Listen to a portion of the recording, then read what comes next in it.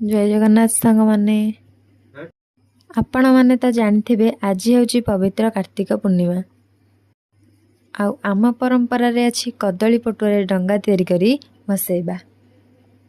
आम परंपरा को बजाय रखिया पई आमे समस्त मिसी कदली पटुआ डंगा भसाइलु।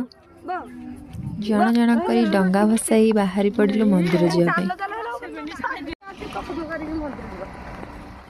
आमे मंदिर रे तो पहुँची गलु किंतु मंदिर रे एते भिड़ लागिथिला जे पोखरी रे डंगा भसेबा को जगह ही नथिला।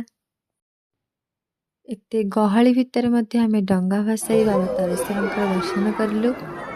मंदिर रे केते सांगमानक सहित मध्य भेट होगला।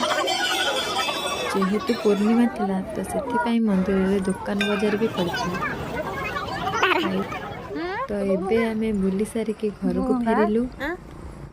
आउ चौरा मूल मुर्जा पकेबार किछि समय पर शांतिर भोजन कर। वीडियोटी भल लगी मो चैनल को सब्सक्राइब करेंगे, लाइक करेंगे, कमेंट करेंगे।